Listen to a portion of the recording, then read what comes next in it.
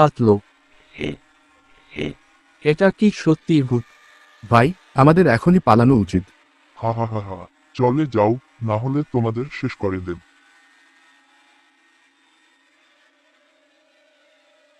চায়ের দোকানে মোটু, পাতলু, ঝটকা, গ্যাসিটার বসে আছে।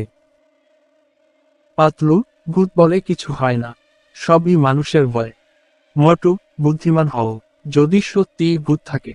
ভাই, ভূতের বাড়িতে একবার কেউ ঢুকলে আর ফিরে আসে না। আর যদি ফিরে আসে, তবে ভূতের সাথে পার্টি করতে হবে। হা হা হা, আমি ভূতের রহস্য ফাঁস করব। না না না, আমাকে জড়িও না।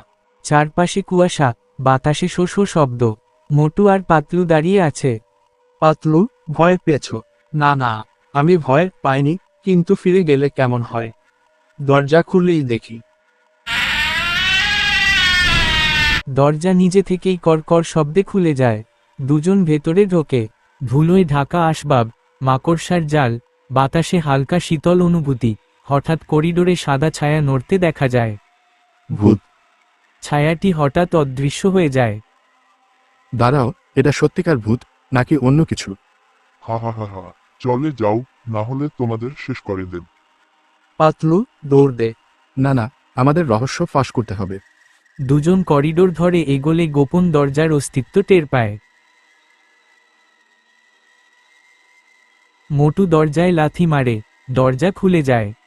ভেতরে চোরেরা চুরি করা মাল গুছিয়ে রাখছে। ডন চিঙ্গামু গ্যাং উভয়ে দেখিয়ে বাড়ি দখল করে রেখেছে। এই সব ভূতের ভান, তুমি মানুষকে ভয় দেখিয়ে চুরি করছো। মোটু সামোসা খায়, শক্তি বেড়ে যায়। এক ঘুষিতে এক গুন্ডাকে উড়িয়ে দেয়।